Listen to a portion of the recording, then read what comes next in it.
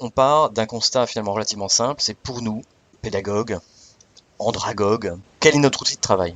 Eh bien, c'est le cerveau. C'est le cerveau humain et son fonctionnement tel qu'on le conçoit, tel qu'on le comprend, tel qu'on le touche du doigt, sans jeu de mots, de façon métaphorique, mais et dont on continue à découvrir les richesses, les profondeurs et la complexité, on va quand même fonder notre accompagnement, et ça je crois que c'est vraiment, vraiment important, au travers des fourches codines, du regard exigeant mais bienveillant, de la recherche. Donc c'est ça, je crois que le principe général de notre action, c'est de fonder les différentes modalités, les différents leviers, les différents principes actifs du Grand 8. Les entreprises les plus performantes seraient-elles celles qui bâtissent la capacité d'apprendre plus vite que la concurrence? Je suis Cyril Ijard et avec la société nous avons décidé d'aller à la rencontre de celles et ceux qui font l'entreprise apprenante. Responsables de la formation, DRH, directrices et directeurs d'universités d'entreprise, experts de la EdTech ou de la pédagogie, nos invités viennent partager leurs expériences, leurs apprentissages et leur vision du monde de la formation professionnelle et du développement des compétences. Au fait, c'est qui nous? Nous, c'est un collectif dont la mission est de faire des richesses humaines le moteur de performance des organisations. Et c'est grâce à nous que le podcast L'entreprise apprenante existe. Aujourd'hui, je reçois Thomas Misselin, qui est chef de projet formation et transformation à l'EM Lyon, au sein du département Executive Education. Thomas est spécialisé sur les enjeux de management et de leadership et confronte au quotidien les sciences académiques, la recherche qu'il réalise avec ses collègues, et puis l'expérience de la pratique sur le terrain pour affiner à la fois sa vision et la méthodologie qu'il utilise. Avec Thomas, on parle des évolutions managériales qui façonnent le monde des organisations depuis l'après-guerre. On regarde également quelles sont les dynamiques qui façonnent le changement qui est devenu permanent.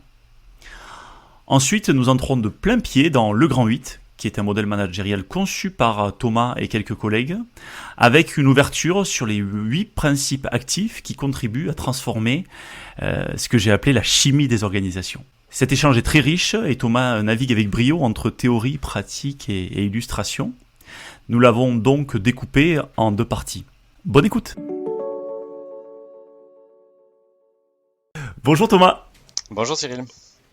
Thomas, je suis très heureux de te recevoir sur le podcast de l'entreprise apprenante. Alors, très heureux pourquoi, et je vais le dire, parce que pourquoi, à chaque fois que je reçois un invité, je dis pourquoi je suis heureux de le recevoir. Parce que tu fais partie sûrement des 5 premières personnes que j'avais contactées quand nous avions lancé le podcast en 2021. Et nous sommes en octobre 2023 et on arrive à faire cet épisode ensemble. Et donc voilà, donc je suis très heureux pour ça parce que je suis tes activités, tes publications et tes travaux depuis un certain temps. Et voilà, et je trouvais très intéressant qu'on puisse passer un bon moment ensemble aujourd'hui pour en parler.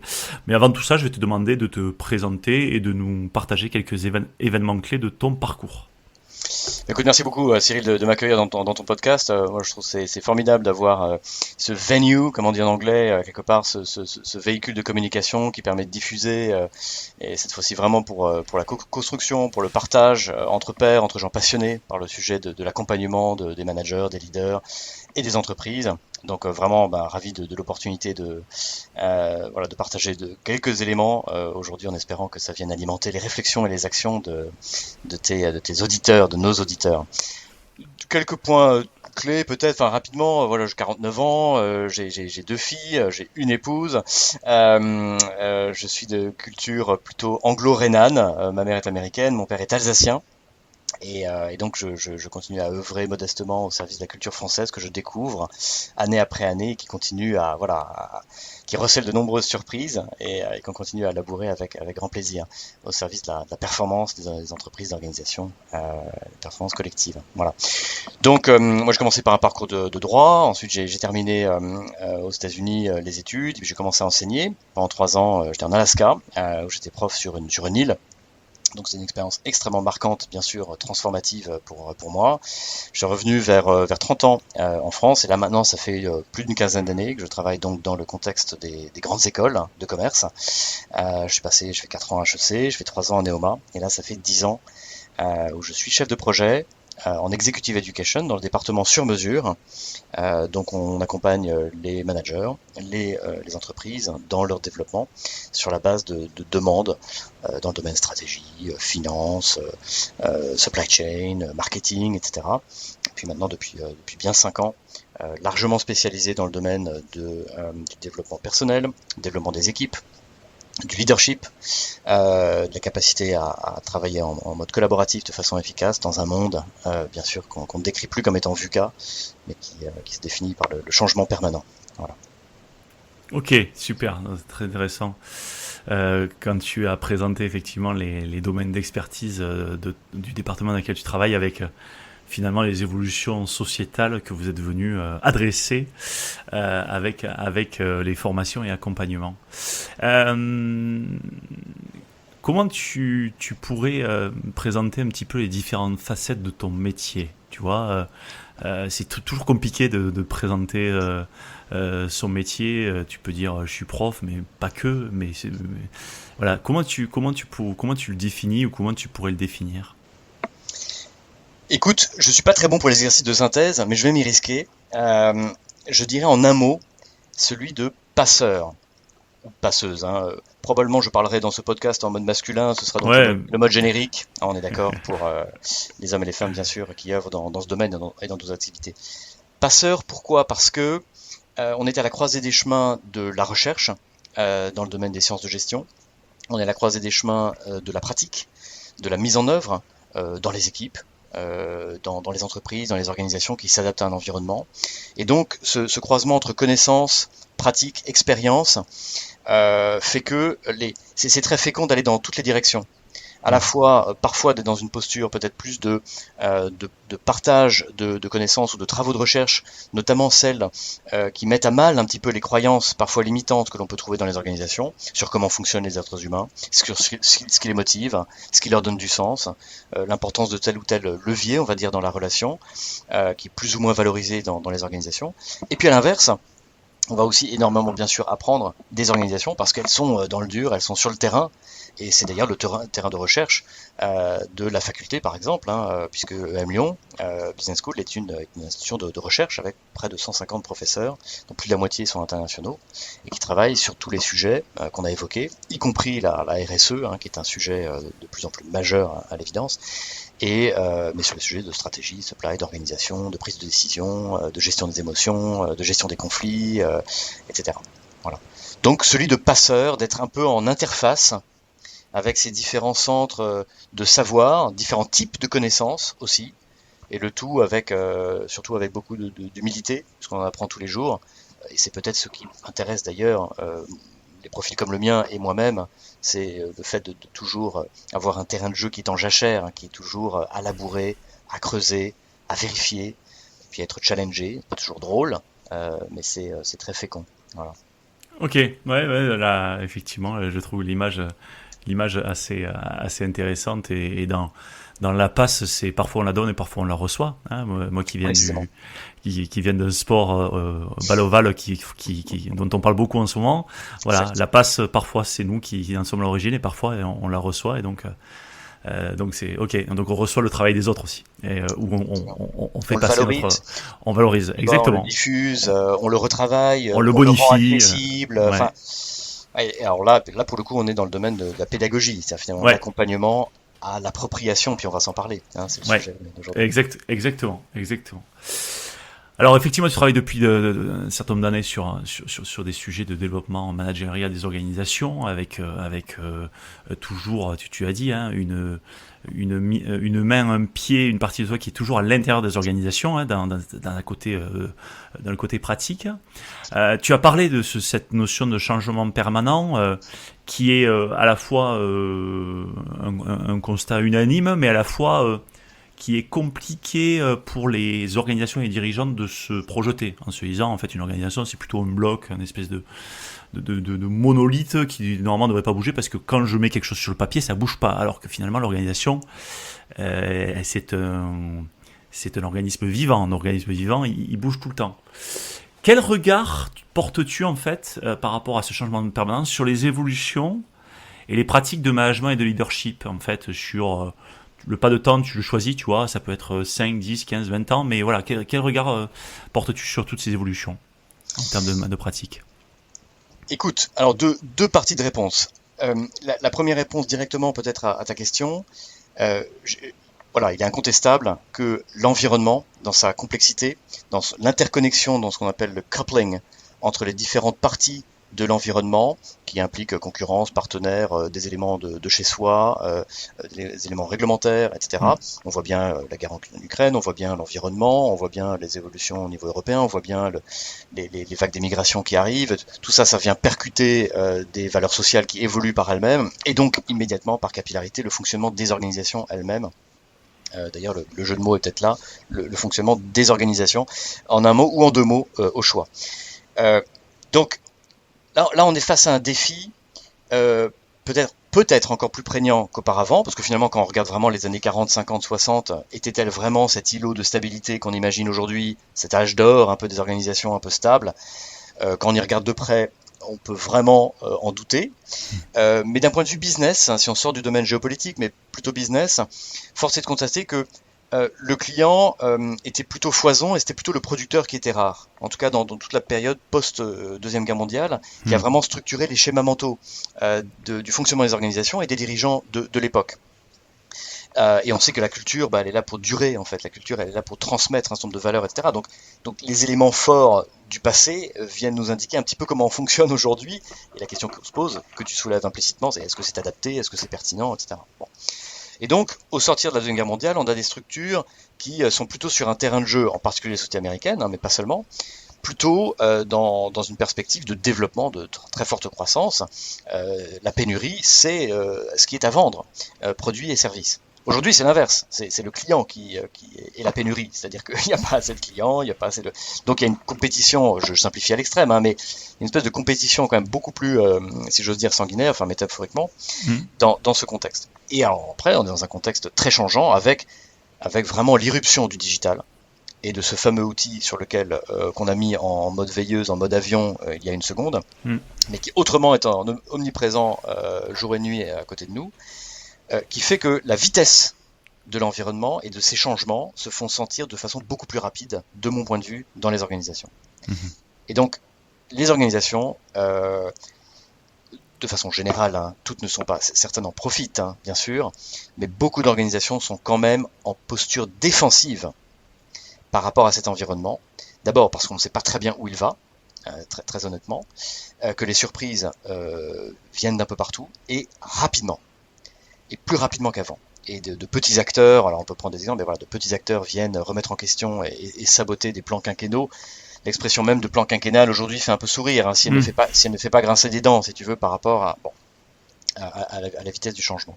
Donc dans ce contexte-là, et là maintenant on déporte la question sur finalement le leadership dans tout ça et la culture managériale, finalement pour accompagner les forces vives dans ces transformations, les forces vives de l'organisation. Tout le monde dit sont les hommes et les femmes qui sont les richesses de l'organisation. Alors certes, une fois qu'on a dit ça, voilà, comment est-ce qu'on les accompagne très concrètement? D'abord reconnaître que c'est un défi, qui ne s'arrêtera pas, que c'est permanent.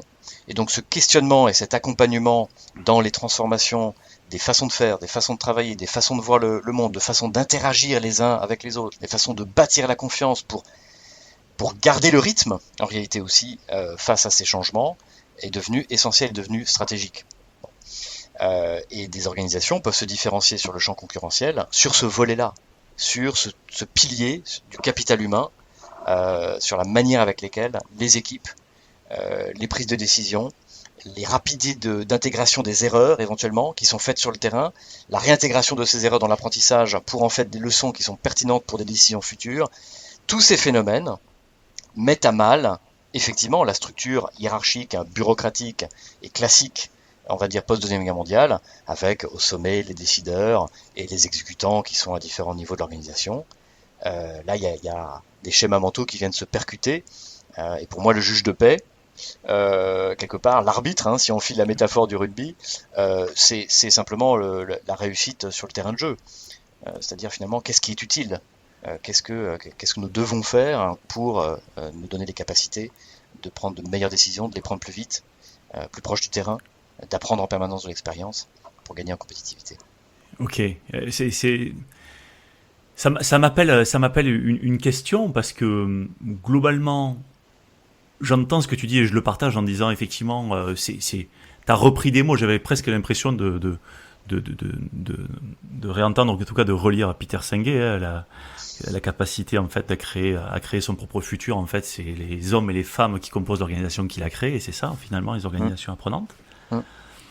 Et moi, j'en suis intimement convaincu.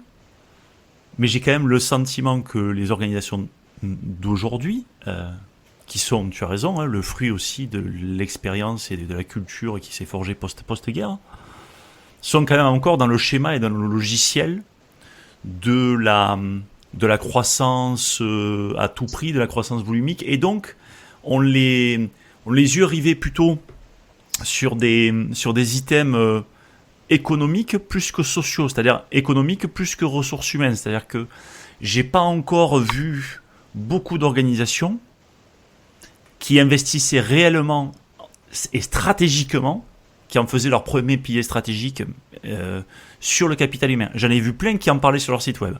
J'en ai vu peu, c'est la réalité. Alors peut-être que tu partages pas, mais tu vois un peu l'espèce de dichotomie. J'ai l'impression que c'est un peu comme le sujet du climat. Tout le monde en a conscience, mais personne n'a commencé à investir réellement dedans, quoi. Tu vois, dans le changement. C'est quoi ton regard là-dessus? Écoute, on a un rôle en executive education et en sur-mesure. Donc sur-mesure, le principe c'est la feuille blanche, c'est-à-dire qu'en fait, voilà, un client vient avec une problématique, et parfois on lui dit même d'ailleurs peut-être que la formation n'est pas la solution, ou l'accompagnement ou la transformation. Enfin, il y a peut-être autre chose, une façon de designing work differently, enfin s'organiser différemment, ça peut être tout à fait adapté. Donc on parle du feuille blanche, là on va accompagner des formations transformation. Mais on est aussi un peu ambassadeur. C'est-à-dire qu'on va aussi essayer de porter le message que tu viens de partager, c'est-à-dire finalement de pointer du doigt les organisations qui ont investi, et avec succès, dans ce pilier, dans ce capital humain, ce que McGregor, Douglas McGregor, qui était l'ancien patron de département et chercheur au MIT, appelait the human side of enterprise. Et finalement, par certains côtés, on pourrait se dire, mais est-ce qu'il y a autre chose que des êtres humains dans Enterprise? Non, mais et donc on est à la fois des accompagnants en proposant des solutions, et on va certainement s'en parler, et des approches, des méthodes pour accompagner la transformation des comportements et des pratiques de leadership et de management dans un monde en changement permanent et de plus en plus rapide, tel qu'on se l'est dit. Et en même temps, on va aussi faire de l'évangélisation. C'est-à-dire on va rédiger un certain nombre de papiers, on va diffuser des papiers de recherche éventuellement, ou simplement relayer des recherches qui ont été faites, ou des expérimentations, ou des belles histoires, qui sont des histoires apprenantes. Pas nécessairement pour faire du copier-coller, mais enfin c'est intéressant de s'inspirer finalement d'autres mondes parfois, ou simplement d'autres entreprises, pour se dire finalement c'est possible. Et voici un certain nombre de fruits. Parce qu'il en existe quand même, et peut-être c'est une croyance de ma part, mais j'ai le sentiment qu'il en existe de plus en plus, malgré tout, qui investissent réellement dans le développement de ce capital humain pour être prêts, en fait, à faire face davantage, quoi. Ouais, non, mais effectivement, et on espère que nombre d'entreprises rejoignent le mouvement, mais j'en connais également qui ont massivement investi quand même. Voilà, je forçais le trait à dessein. Donc, tu parlais effectivement de comportement, de changement de comportement, d'accompagner en fait l'évolution des comportements, les transformations. Dans un monde incertain, on sait que le monde il est incertain, et que pour le coup, ce que l'on sait, c'est que l'on ne sait pas globalement ce qui va se passer, et que par contre changer les comportements c'est très compliqué. Et finalement, avec quelques-uns de tes collègues, tu as théorisé une méthode qui est utilisée aujourd'hui dans des organisations, que vous avez nommé le Grand 8, on va en parler, et qui finalement est le fruit à la fois de ce que vous avez fait, ce que tu as dit au début, hein, en recherche et en action, en recherche-action, hein, directement sur le terrain, et aussi des fois on théorise la pratique, des fois on fait le contraire, et tu vas nous dire un petit peu comment vous avez opéré. Et j'aimerais en fait que l'on rentre au cœur de ce Grand 8 pour déconstruire et comprendre les dynamiques à l'œuvre de cette méthode. Mais déjà, est-ce que tu peux nous parler de la genèse du Grand 8, qui est finalement une méthode qui a été ensuite, il y a eu un livre qui a été écrit, mais est-ce que tu peux nous parler de cette genèse, d'où elle part, voilà, comment vous l'avez structurée et comment vous l'avez conçue? Écoute, je vais poursuivre dans mes efforts de synthèse, un axe de développement pour moi, permanent depuis toujours. Tu l'auras remarqué, je suis pas arrivé, je suis même pas au milieu du gué. C'est peut-être celui de bottom-up. Je crois qu'au final, de bottom-up et de rencontres malgré tout top-down. C'est-à-dire que il y a l'accompagnement de grands projets. Et on va définir un petit peu ce que c'est qu'un gros projet. C'est un projet d'accompagnement d'une communauté managériale, généralement dans sa globalité. C'est-à-dire qu'on prend, finalement, quand on prend le comité de direction, c'est une équipe. Quand on prend les niveaux N-1, N-2, etc., et les managers de proximité dans des agences, dans des unités, dans les départements, etc., ce sont aussi des managers d'équipe. Et en fait, ils forment une infrastructure humaine à l'intérieur de l'organisation qui est invisible et qu'on peut appeler organisation. Souvent, quand on parle d'organisation, là je fais un petit aparté, on parle d'organisation, on parle d'organigramme, on parle de structure, on parle de qui rapporte à qui, en dotted line, en matriciel, ou alors en solid line, en direct, en hiérarchique, etc. Nous, ce qui nous intéresse, c'est l'organisme vivant, c'est-à-dire les relations interpersonnelles qui existent à l'intérieur de cette organisation. Donc on a ces deux notions, on a vraiment la définition d'une organisation sous forme de structure, et puis il y a la vie à l'intérieur de la structure, et ce sont les relations interpersonnelles. Et donc quand on accompagne un grand projet, c'est ça qu'on veut dire, on accompagne toute la communauté des managers, parce qu'au final, tous les managers partagent un certain nombre de sujets, ils ont des objectifs partagés, ils sont théoriquement alignés sur les objectifs collectifs au service d'une vision et d'une ambition stratégique portée par la direction générale, et donc ils sont en interface permanente au quotidien. Et donc leur capacité à fonctionner en confiance, avec efficience, et en prenant des décisions et en appliquant, en implémentant des décisions rapidement sur le terrain, est un facteur de performance collective. Donc on part de cette hypothèse-là, et on travaille exclusivement sur l'organisation sous forme de culture finalement. Comment fonctionne cette communauté managériale? Quelle est sa culture? Comment elle gère les conflits? Les questions de territoire? Comment elle définit l'information? Est-ce que le pouvoir c'est partager l'information? Est-ce que le pouvoir c'est garder l'information? Est-ce qu'on transmet les patates chaudes, etc. Comment on fonctionne réellement dans cette organisation et est-ce que c'est pertinent par rapport au projet stratégique? Donc on est toujours d'ailleurs aligné avec l'ambition stratégique. C'est ça qui donne la raison d'être d'accompagner une transformation éventuelle, justement, de comportement. Tu l'as souligné, c'est quelque chose qui est un véritable défi, à la fois individuel et collectif, et donc il faut que le jeu en vaille la chandelle.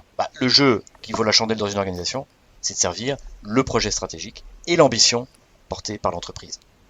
Oui, ok. Alors, ça m'appelle tout de suite quelque chose d'intéressant, c'est que je suppose quand vous arrivez dans une organisation, c'est une commande qui a été faite par les organes de gouvernance, CODIR, COMEX ou autres. Il y a le projet stratégique, donc globalement vous avez accès à ce projet stratégique, il est écrit, il est clair. Dans le projet stratégique, souvent on a donc une vision, une ambition, et puis derrière des objectifs qui vont être remplis, et puis une impatience, parce que bien sûr on a un projet stratégique, on prend des gens pour nous aider, on investit, donc il faut que ça aille vite. Sachant que le projet stratégique en lui-même est très ambitieux, donc il demande des changements qui ne sont pas des changements normalement mineurs, sinon on ne viendra pas vous voir. On va reparler du temps tout à l'heure, mais ma question c'est, à ce moment-là, quand vous avez le projet stratégique et vous commencez à aller finalement prendre le pouls de ces relations, prendre le pouls finalement de cet organisme vivant qu'est cette organisation, des liens, de tout ce que tu nous as dit sur comment l'ownership, comment la responsabilité individuelle et collective se joue, comment se jouent les rapports de force et les rapports de pouvoir. Qu'est-ce que vous voyez? Parce que je suppose qu'il y a énormément de divergences entre ce qui est attendu au final et ce qui est vécu, enfin ce qui est attendu demain et ce qui est vécu aujourd'hui. Tu vois, c'est quoi un petit peu les points d'étonnement que vous arrivez, que vous relevez en fait sur votre phase de diagnostic? Alors écoute, c'est un point essentiel. Le premier point qui est important effectivement pour nous, c'est de se positionner finalement sur un projet stratégique, de s'aligner dessus. C'est ce qui donne l'explication, la justification de ce qu'on va pouvoir demander, ou en tout cas proposer l'expérience quelque part qu'on va pouvoir proposer de changements individuels et collectifs, et qui va effectivement nécessiter du travail, des expérimentations, de mettre un genou à terre, de se relever, d'apprendre, etc. Ce qui n'est pas toujours drôle. En plus, dans le quotidien, pendant les travaux, la vente continue. Donc pendant qu'on est en train de se transformer, il faut continuer à animer les équipes, il faut continuer à déployer, à produire, à gérer les tensions, etc., d'une manière ou d'une autre. Donc c'est quelque chose qui est délicat. Donc là, il faut qu'il y ait vraiment une étoile guide, qui est le plan stratégique, posé par la direction générale, largement partagé, et on espère auquel les forces vives adhèrent le plus possible. C'est quand même quelque part, entre guillemets, un des prérequis. Alors ensuite, ce qui va être très intéressant, c'est de voir la manière avec laquelle chaque organisation va tirer les conséquences en termes de comportement attendu de son plan stratégique. Pour parler concrètement, une ESN, par exemple, très en vue sur la place de Paris, va décider, quelque part, va définir comme un objectif stratégique le fait de pouvoir avoir accès de manière profonde à des terreaux de recrutement, alors même que c'est une grande entreprise, des terreaux de recrutement de professionnels hautement qualifiés, qui sont rares, et qui autrement pourraient être intéressés d'être plutôt dans des petites boutiques, voire de monter leur propre boîte, d'être dans des startups, etc. Et donc, on a une forme pas de mastodonte, mais enfin, on a une organisation qui s'est structurée dans le temps, qui s'est hiérarchisée, qui s'est bureaucratisée, et c'est pas péjoratif, hein, elle est en capacité de déployer de très grands projets, ce que les startups ne peuvent pas faire. Donc, enfin, je veux dire, c'est pas, ça peut être très intéressant de se bureaucratiser, sauf que on a du mal à attirer les talents. Et donc ça, c'est un problème, parce que pour une ESN, en fait, qu'est-ce qu'on vend? On vend principalement des cerveaux, en réalité. Et donc, si on a du mal à attirer et à garder des cerveaux de qualité, eh bien, on va être en difficulté pour délivrer la valeur qu'on promet aux clients. Le levier de la culture organisationnelle, de la culture managériale, de la culture de leadership a été perçu comme étant un moyen de créer un environnement qui serait davantage attractif pour ces profils, qui pourraient du coup à la fois trouver un environnement managérial dans lequel ils vont pouvoir exprimer leur personnalité, leurs différences, leur ingéniosité, être créatifs, travailler en horizontal, etc., et en même temps capitaliser sur le type de projet complexe et globaux, souvent, que cette entreprise est en capacité de proposer. Et donc, c'est sortir un petit peu de la tyrannie du « ou ». Soit j'ai une grande entreprise qui me rassure, by the way, et qui me permet d'accéder quand même à des projets qui sont très sexy, etc. Soit je travaille dans une start-up où là j'ai du mal à finir les fins de mois, par contre je m'éclate parce que je suis très libre, etc. On peut faire beaucoup de choses, on réinvente tous les mois, tous les 2 mois la façon avec laquelle on fonctionne, éventuellement notre positionnement marketing, etc. Et on sort de la tyrannie du ou et on dit le et. Mais ça veut dire qu'il faut faire évoluer les comportements managériaux qui jusqu'alors étaient des comportements davantage, on va dire peut-être d'élevage, hein, si j'ose dire. C'est-à-dire que j'ai une équipe de 10 personnes, je ne sais pas si c'est des oranges ou des citrons, mais en tous les cas, je les prends dans mes mains et j'essaie d'en tirer le maximum de valeur. Ce qui leur arrive, ma foi, c'est des grands garçons, des grandes filles, elles choisissent ce qu'elles ont envie de faire. Si à un moment donné elles ont envie de partir, elles partent. En attendant, elles créent de la valeur pour moi, pour mon équipe, pour mes KPIs et pour mon reporting. Je suis légèrement péjoratif et peut-être relatique pour les biens du podcast. Mais je voudrais pas juger. Il y a des objectifs, il y a une hiérarchie, etc. Il y a une ambition. Donc, mais il y a aussi une réalité managériale. Et donc, cette réalité managériale, il faut qu'elle évolue au service de l'ambition stratégique qui est de faire de la culture managériale de cette entreprise un atout, une attractivité vis-à-vis à la fois des talents qui sont déjà dans l'organisation et des futurs talents à l'extérieur. Et donc, c'est, pour répondre à ta question, parce que je crois que je l'ai interprété de la bonne façon, si je n'ai pas perdu le fil. C'est ça. Mais c'est l'organisation qui va déterminer. Alors, parfois, on va pouvoir l'aider, potentiellement, à identifier quels sont finalement les comportements, les façons de faire, les modes de travail et les éléments de mindset et de culture partagés qui vont être au service de sa stratégie. Souvent, ce travail a été fait en partie ou largement par l'organisation, et c'est tant mieux. Parce que du coup, c'est sa production. Et nous, on arrive avec humilité sur une partie qui est difficile, c'est le comment. Une fois qu'on a posé le pourquoi et le quoi, vient la question du comment.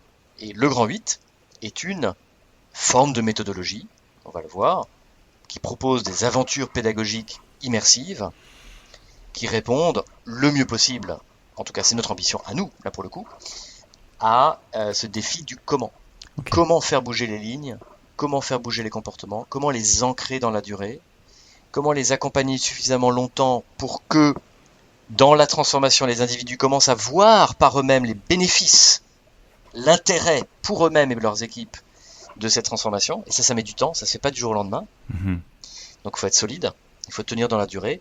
Et donc cette méthodologie soutient, accompagne, propose, stimule, récompense, valorise et crée les conditions d'une transformation la plus pérenne et la plus profonde et la plus sincère finalement possible au service de l'effet final recherché.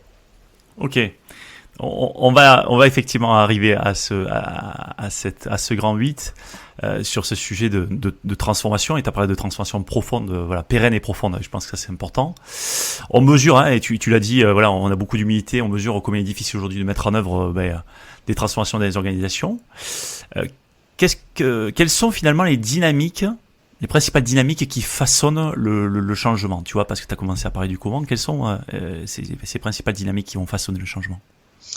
Là, quand tu parles de changement, Cyril, c'est l'accompagnement en fait à la transformation des individus. Exactement.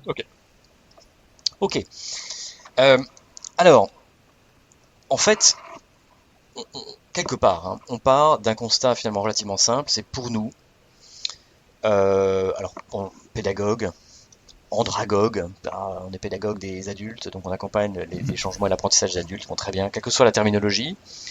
Quel est notre outil de travail quand on regarde de près? Eh bien, c'est le cerveau.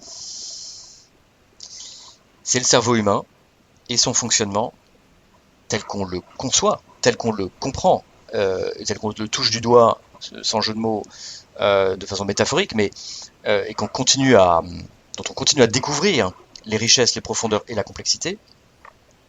Eh bien, c'est ça notre outil de travail. C'est-à-dire que finalement, au-delà des croyances, de certaines expériences un petit peu anecdotiques. Chaque expérience est forcément anecdotique puisque c'est ce qu'on appelle un échantillon de 1. Une expérience, un échantillon de 1. Donc évidemment en recherche, on va chercher des échantillons un petit peu plus larges. Ce qui est très difficile parce que comment reproduire une expérience de 1 qui est unique par définition, ça soulève tout un tas de questions dans les sciences de gestion. Mais le fait est qu'on va quand même fonder notre accompagnement, et ça je crois que c'est vraiment, vraiment important, le plus possible, au travers des fourches codines, du regard exigeant mais bienveillant de la recherche.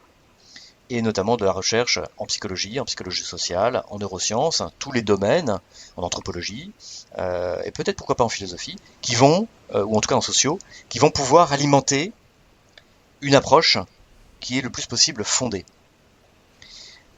D'abord parce que les managers, de façon générale, sont très souvent des personnes qui ont progressé dans l'entreprise parce qu'elles étaient très bonnes techniquement, elles ont été reconnues comme étant des experts dans leur domaine, et donc le savoir, l'expertise, les connaissances, etc. sont des éléments qui sont importants, très souvent, et alors dans l'industrie c'est manifeste, mais dans d'autres domaines aussi, et donc il est important de venir quelque part avec des éléments solides, potentiellement démontrables, ou en tout cas qui pointent. On a des convictions. Peut-être que demain elles seront challengées, mais en tout cas aujourd'hui on a des convictions et elles sont assez largement fondées. Donc si on les remet en question, il va falloir nous le démontrer. Pour prendre un exemple très concret, c'est la motivation des individus. C'est quoi la motivation des individus? Motivation, le mouvement, la mise en mouvement, sont les émotions d'ailleurs, et motion, alors c'est les émotions qui mettent en mouvement, très bien. Quels sont les leviers de motivation? Voilà, la recherche a beaucoup à dire sur ce sujet. Donc typiquement, nous on va s'inspirer de ce que la recherche a à nous dire sur ce sujet de la motivation pour proposer une expérience de transformation qui va aller chercher la motivation. On va pas mettre les gens en prison en leur disant il faut que tu transformes parce que sinon c'est pampant, etc. Non mais pourquoi? Parce qu'en fait la motivation qui vient des individus eux-mêmes par exemple, elle est beaucoup plus puissante, elle est beaucoup plus sincère, elle est beaucoup plus authentique. À l'instant on parlait d'un ancrage pérenne et durable d'une transformation, donc il faut qu'on soit cohérent. Et là on touche encore à un autre principe, on pourra y revenir. Donc c'est ça, je crois que le principe général de notre action, c'est de fonder les différentes modalités, les différents leviers, les différents principes actifs du Grand 8 sur le plus possible des connaissances scientifiques contemporaines. Encore une fois, qui demain peut-être seront amenées à évoluer un petit peu à la marge ici ou là, et donc avec plaisir, bien sûr.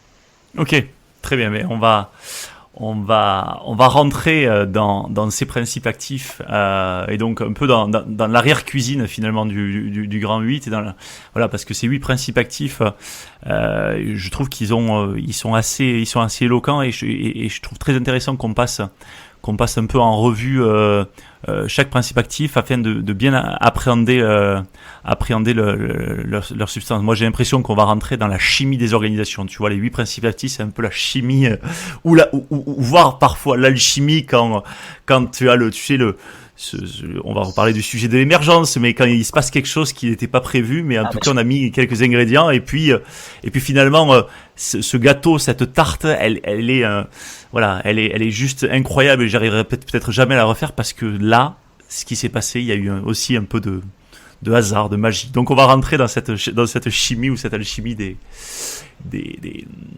principes actifs. Je te laisse commencer avec le premier sur la systémie. Juste un point que j'ai noté en préparant l'épisode, qui m'a beaucoup questionné, qui est, je crois que c'était une citation. Tout comprendre empêche parfois de simplement bien agir. Et je te laisse. Moi, j'ai ma petite idée sur la question et je me questionne beaucoup par rapport à cette question. Tout comprendre empêche parfois de simplement bien agir. Effectivement, on apparaît dans un monde d'une complexité incroyable. Et c'est vrai que moi, personnellement, des fois, j'aimerais dans mon cerveau que mon cerveau puisse embrasser et comprendre la complexité du monde et quand bien même j'y arrive pas et j'y arriverai jamais, c'est un vœu pieux, mais est-ce que tu peux essayer de développer ce sujet? Je sais pas si c'est un vœu pieux ou un péché mignon, je te laisse choisir. Écoute, quand tu parlais de l'alchimie, j'allais dire, tu parles d'or, hein, alors on ne transforme pas le plomb en or, bien sûr, avec le grand 8, mais il y a une partie effectivement de mystère aussi, très clairement. Alors, donc le principal. Alors, juste peut-être, excuse-moi, puis on reviendra juste sur ton point. Sans Juste problème. pour que voilà, les personnes qui nous font la gentillesse de nous écouter. Le grand 8, en fait, il y a 3 grands 8. Juste pour être clair, Ouais. il y a 8 modalités pédagogiques d'accompagnement. Donc, on va trouver une convention de lancement. On va trouver des sessions d'accompagnement et de formation. On va trouver de la mise en pratique. On va trouver des groupes de pairs où on va chercher des ressources, où on va être challengé. On va trouver un carnet de bord qui va accompagner la réflexivité individuelle tout au long du parcours. On va trouver un projet individuel ou collectif qui va connecter sa transformation de posture managériale ou de leadership avec les activités business de l'équipe ou des projets que je pilote. Et on va trouver une convention d'envol qui n'est pas une convention de clôture, mais qui vient simplement terminer ce chapitre de développement et ouvrir un nouveau chapitre de transformation. Parce que le jour où on arrête de développer son leadership ou ses capacités managériales, c'est la définition de vieillir et d'être vieux, on arrête de s'adapter à son environnement. Et donc on se décale, on se déconnecte progressivement de son environnement. Donc ça, c'est les 8 modalités pédagogiques. On a 8 leviers de coopération avec le partenaire. Donc on va avoir un copil qui va impliquer des DRH, qui va impliquer des patrons d'entité, des patrons d'entité, des responsables de département, des participants qui vont prendre les décisions, analyser, suivre, marquer au maillot l'ensemble de cette expérience de transformation qui propose toujours des surprises. On est dans l'humain, tout n'est pas scriptable, et tant mieux, hein, c'est aussi le sel de cette activité, où en réalité, en accompagnement d'un organisme vivant, on va apprendre un certain nombre de choses, et on va faire face à des surprises, et donc il faut les résoudre, les accompagner en collectif. On a une équipe projet, on va faire attention au reflet systémique, c'est-à-dire à la manière avec laquelle les fonctionnements latents dans l'organisation vont venir impacter notre fonctionnement sur le projet. On est en train de penser transformation. Donc ça veut dire que nous aussi, il faut qu'on se transforme, ainsi que les personnes qui sont dans le copil et dans l'équipe projet côté partenaire, côté client, de manière à rester en capillarité avec ce que sont en train de vivre les membres de la communauté managériale, etc., etc. Donc là, on a 8 leviers de coopération, 8 modalités pédagogiques, et on a 8 principes actifs qui définissent l'esprit finalement de cet accompagnement au global, et qui sont autant d'étoiles guides, souples d'ailleurs, mais qui viennent accompagner les prises de décision et les façons d'interpréter les situations qui vont venir ponctuer cet accompagnement qui dure en général entre 9 à 12 mois au sein d'une communauté managériale. Voilà. Et si on a un tuilage, c'est-à-dire si par exemple on a l'accompagnement du comité de direction et puis l'accompagnement du top 100, du top 80 par exemple, les 6 premiers mois, puis après il y a un tuilage avec le lancement de toute la communauté managériale qui suit. Donc là on peut avoir un séquencement qui est un peu plus long et avoir un projet global qui dure 1 an et demi, voire parfois 2 ans. Alors, sur la question de la systémie, mais Cyril, tu m'avais posé une autre question juste avant, enfin ou juste après, qui portait sur... Juste avant, mais tu as commencé à répondre sur la partie sur les dynamiques du changement, sur lesquelles tu as quand même Oui, répondu. Et ensuite, non, c'était directement sur les principes actifs et j'avais ok, enchaîné sur la systémie. Donc ok, avec cette et je reprends la citation. Je reprends la citation qui m'a questionné. Tout comprendre empêche c'est ça, parfois de d'accord, simplement bien c'est ça. agir. Oui, très bien. Voilà. Si tu veux, alors, principe actif de systémie, c'est de dire que finalement, la communauté managériale, comment dire, l'appartenance à une communauté managériale, c'est manager des équipes, c'est accompagner des hommes et des femmes dans l'accomplissement d'une mission partagée, donc être en interdépendance. Certains pourraient dire c'est aimer ces personnes, les développer, les accompagner, faciliter finalement leur activité au service d'un objectif qui est partagé. Et donc, tous les managers d'une organisation sont connectés les uns avec les autres. Il y a des managers de managers, il y a des dirigeants d'entreprise, mais qui vont être tout en haut dans le comité de direction, mais qui partagent aussi des problématiques de management, de prise de décision, de gestion de tension, de non-dit, d'implicite, parfois de concurrence à l'intérieur de l'organisation, mais ils partagent énormément de choses, que ce soit un comité de direction ou animer une équipe terrain dans une agence bancaire, par exemple. Et donc, le principe de systémie montre que tous ces maillons dans l'organisation sont connectés et que par conséquent, de considérer l'organisation d'un point de vue mécaniste, c'est-à-dire de découper les différents niveaux hiérarchiques en disant voilà, on a d'un côté les managers de proximité. Donc voilà, ce sont des managers juniors, donc on va considérer on va découper cette portion de l'organisme vivant. Si on se risquait à faire une comparaison biologique avec le corps humain, on dirait bah, je vais prendre la jambe, je vais la séparer, je vais l'emmener faire un team building au vert, très sympa, dans la forêt de Fontainebleau. Et puis après, je vais remettre la jambe sur le corps et ça va très bien fonctionner. Ah, le principe actif de systémie est de dire attention, dans un organisme vivant, tout est interconnecté. Il y a des choses qu'on voit, il y a des choses qu'on ne voit pas. Et on les découvre quand on les voit pas et qu'on a fait une bêtise, en général. Et c'est là où la citation tout comprendre empêche parfois de simplement bien agir, c'est de se dire que, alors la version anglaise c'est paralysis by analysis. C'est-à-dire, à force de vouloir essayer de réduire et de réduire de façon mécaniste, encore une fois, le réel, et notamment le réel organique que représente un organisme humain, un collectif humain, à des actions de chaque portion sur chaque autre, comme dans une petite chaîne, par exemple, de montage, hein, si on prend cette image bien connue du Fordisme, par exemple, dans les années 30, eh bien, on va se trouver face à une réalité qui est irréductible, qui est qu'en fait, on ne comprend pas tout. Et on n'arrivera jamais à tout comprendre. Et quand on aura compris ce qui est au fond du fond, ce qu'on aura compris au début aura changé. Mais plusieurs fois, pas qu'une fois. Et on Mhm. n'aura pas vu les ramifications que ce changement aura sur la compréhension qu'on vient d'avoir sur le fond du sujet. Bref, tout ça pour dire que la complexité invite à une forme d'humilité épistémique, c'est-à-dire je ne sais pas tout, et est-ce que c'est vraiment le sujet? Mhm.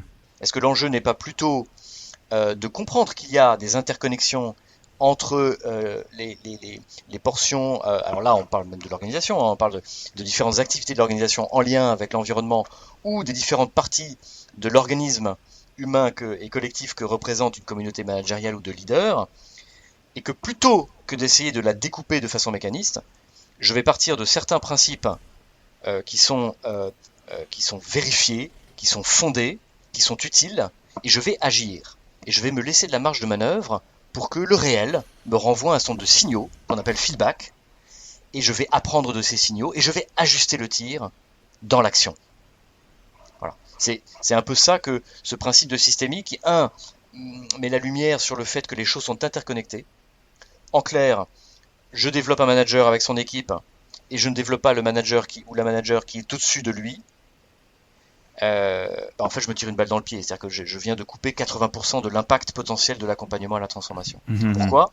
Parce qu'en période de changement en particulier, quels sont les réflexes humains? C'est du comportement. Si on regarde une troupe de singes, par exemple, face à un changement, on va voir les mêmes comportements.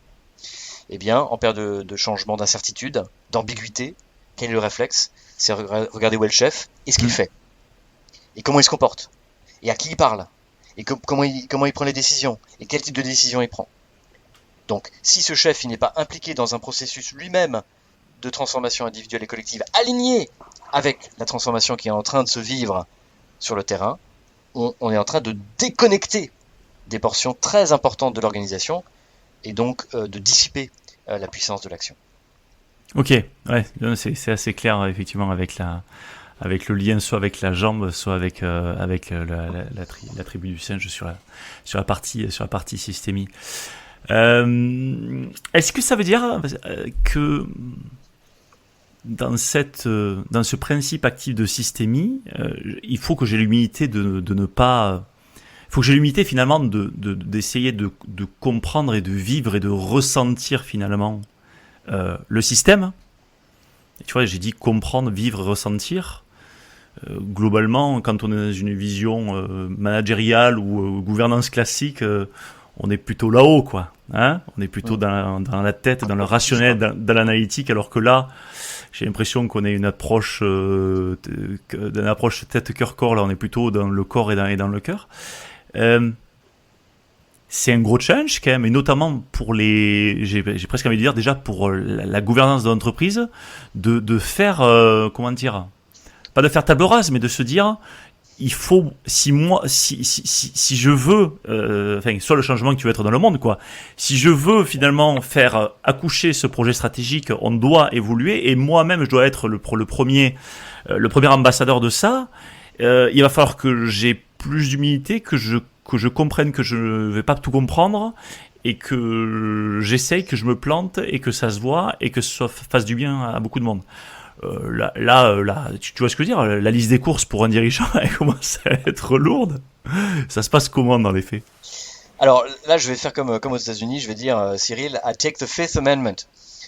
C'est le droit de rester silencieux pour ne pas m'incriminer. Donc I'll take the fifth. Alors plus sérieusement, non mais tu mets le doigt sur un sujet essentiel, et je pense que c'est vraiment important de ne pas se fourvoyer. C'est un défi. Un principe actif est un principe qui encourage à garder en tête cette interconnexion à l'intérieur de l'organisme vivant, et donc de souligner l'importance de l'exemplarité, non pas de la perfection, hein, mais de l'exemplarité. C'est dire que je fais ce que je dis ce que je fais, sur certains comportements stratégiques absolument clés. Voilà, c'est par exemple, on dit le droit à l'erreur, il y a un collaborateur qui fait une bêtise, de bonne foi, et je le flingue. Bon, voilà, donc là on est dans le contraire de l'exemplarité, mais c'est pas facile, ça implique effectivement, comme tu le dis, du changement aussi pour la direction générale, etc. Or, on le sait bien, le pouvoir a une influence sur le cerveau, et une influence qui généralement tend à fermer, mais il y a des études qui sont faites, c'est pas une discussion de comptoir, qui a tendance à fermer le cerveau, à le rendre moins accessible, moins perméable à l'environnement et en particulier aux personnes qui sont autour du chef dirigeant. Il faut savoir que, pour le coup, mon père était neuroscientifique, spécialiste du comportement animal et en particulier des comportements simiesques des singes. Il faut savoir que être chef, on le voit dans les tribus de singes, c'est extrêmement stressant. C'est une position très stressante. En soi, d'abord très solitaire, on le sait. Maintenant, l'avoir expérimenté, c'est autre chose. Le dire de façon cognitive, mais le vivre dans le cœur, dans son corps, c'est un véritable défi. Donc on n'est pas du tout, on jette pas la pierre, on jette la pierre à quiconque. Cela étant, tu mets le doigt sur un point qui est clé, c'est à la fois l'importance du role modeling, comme on dit, du caractère modélisant quelque part des chefs, bien sûr, parce que ce sont eux qui sont les plus regardés, en particulier en période de changement. Or là, on propose un gros changement, c'est-à-dire que les gens fassent un travail sur eux, d'introspection, sur non, mais j'arrête de parler 90% du temps en réunion et je parle 20%. Ou bah ça c'est un très très très gros changement quoi. Mais ça dépend ce qu'on veut. Est-ce qu'on veut de l'intelligence collective? Est-ce qu'on veut de la puissance? Ou on veut juste du pouvoir? Enfin, mais maintenant on demande aux collaborateurs, enfin aux managers, des vrais changements. Donc ils vont regarder au-dessus d'eux, ils vont dire ok peut-être, mais je regarde autour de moi. Ah, je vois que mes managers ils sont vachement alignés. D'ailleurs les réunions elles sont différentes quoi. Ok, et je vois que c'est génial. J'ai une super expérience de réunion. Ah, mais j'ai envie de partager ça avec mes collaborateurs. Et là, on est dans la systémie. On est absolument dans la systémie. Mais on a l'inverse. On a l'élastique identitaire qui fait qu'en fait, schlac, on essaie de faire un changement et puis il te revient dans la figure. Les vieilles pratiques qui reviennent, un chasser le naturel, il revient au galop. Et le fait que pour les dirigeants, c'est un chemin d'humilité. J'ai pas envie de dire que c'est un chemin de croix, mais parfois ça y ressemble. Ouais. Et de tous les projets, parce que pour le coup le Grand 8 effectivement est fondé sur un certain nombre d'expérimentations qui se cumulent dans le temps, et pour le coup on en a à plusieurs, hein, le Grand 8, le livre a été écrit on était 4 à 8 mains, et donc on cumule une dizaine d'expériences de grands accompagnements. Entre 500 managers, voire 800 managers, en partant de 80 managers, voilà, dans différents secteurs, différents pays, parfois monde, etc. Eh bien, il n'y a pas une situation où ta question n'est pas pertinente. Et où on n'est pas confronté, à chaque fois de façon différente. Hein. À chaque fois de façon... Donc on s'ajuste, on revient au principe de sur-mesure, et en revanche on insiste, et on se fait ambassadeur, on se fait évangélisateur de l'importance de la modélisation le plus possible par les chefs. Quoi. Voilà. Ok, ouais, non, super clair, merci. On en vient au deuxième principe actif que je voudrais qu'on déconstruit, c'est la co-construction. Alors, la co-construction, aujourd'hui, on a l'impression que c'est... on met de la co-construction partout, parce que c'est, je veux dire, ça fonctionne dans tous les sens, mais globalement, ce qui était important, c'est pas de savoir comment on fait de la co-construction aussi, c'est important. Mais surtout, moi, ce qui m'intéresse, c'est de savoir pourquoi. Et pourquoi vous avez mis la co-construction et pourquoi c'est un des principes actifs qui est inhérent à votre méthode. Écoute, c'est très intéressant comme point.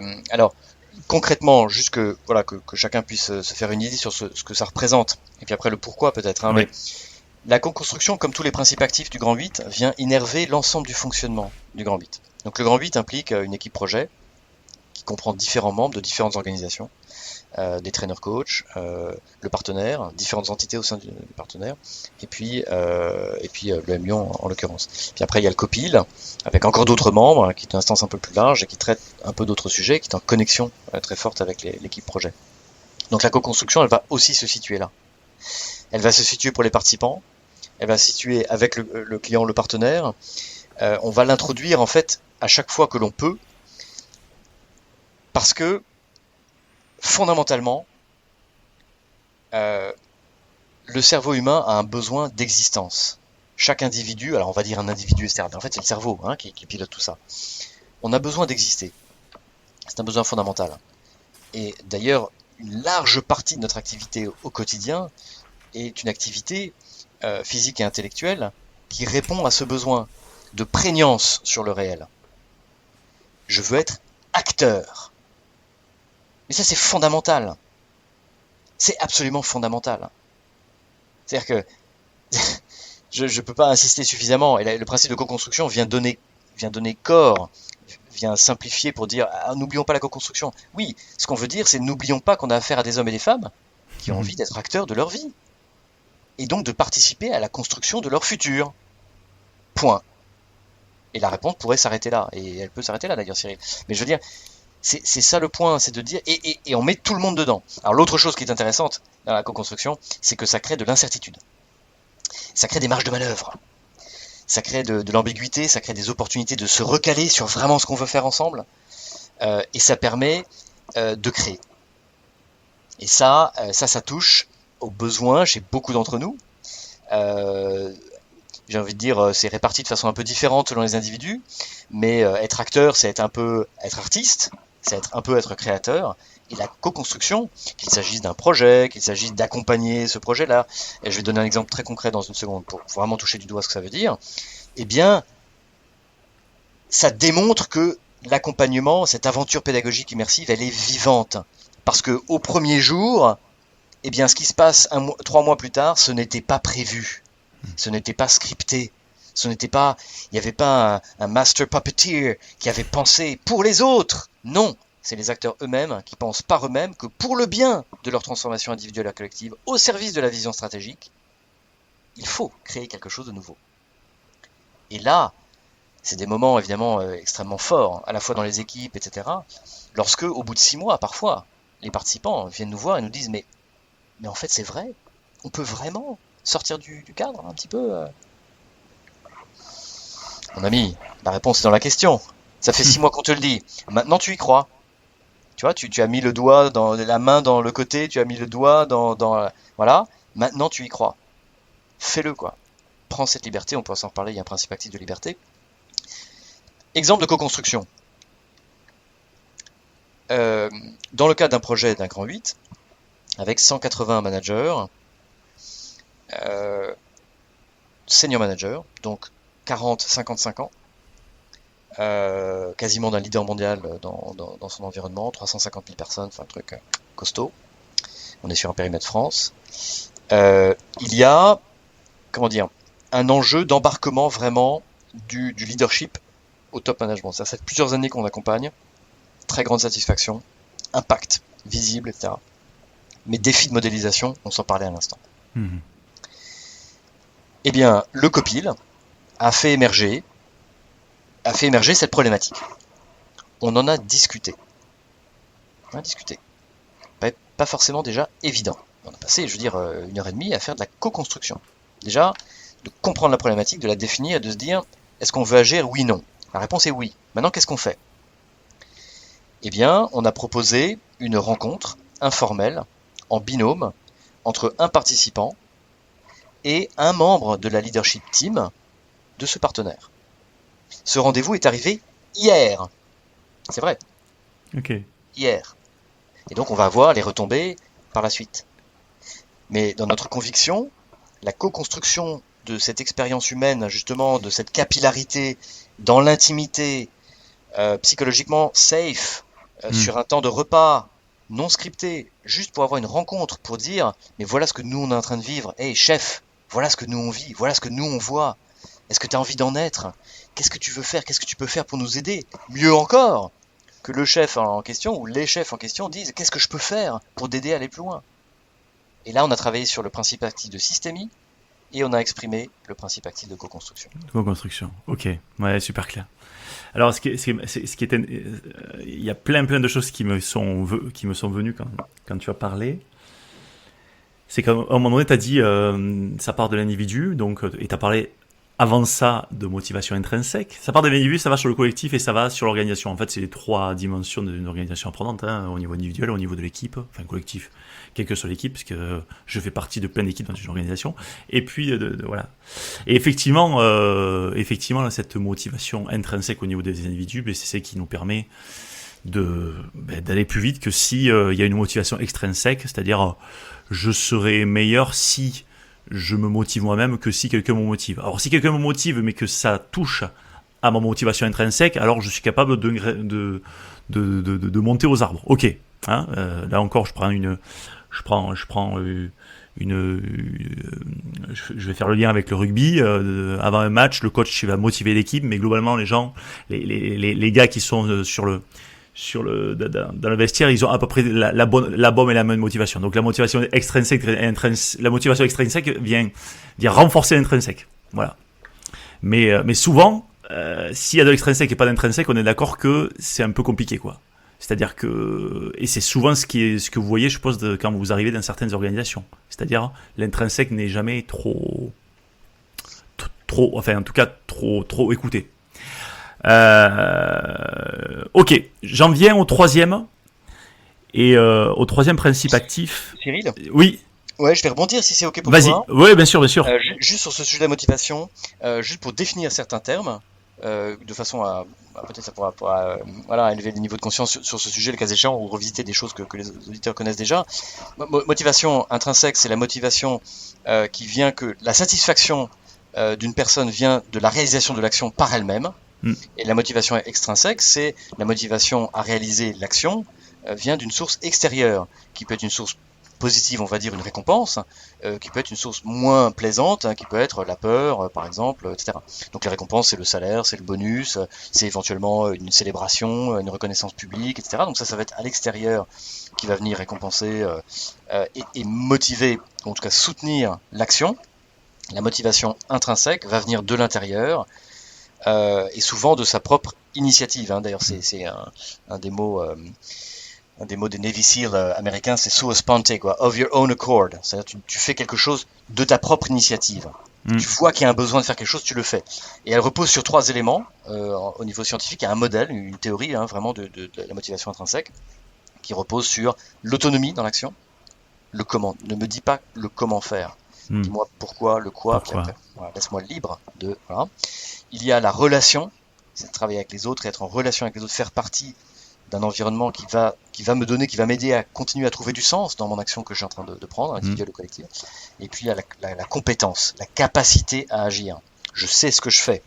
Si je sais pas ce que je fais, c'est plutôt stressant d'ailleurs de devoir agir en autonomie, etc.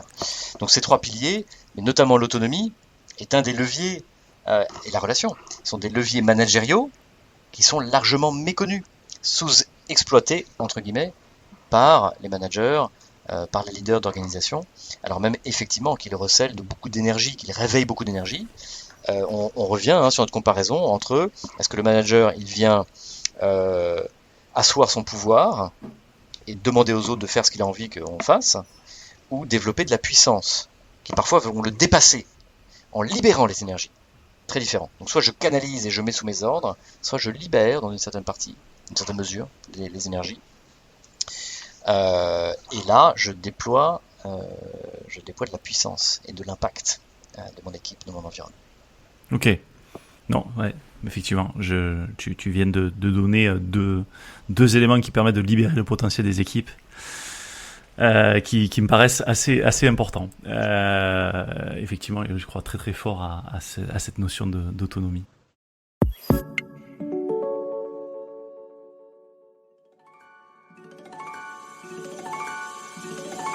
Attendez, ne partez pas si vite. Vous avez aimé cet épisode ?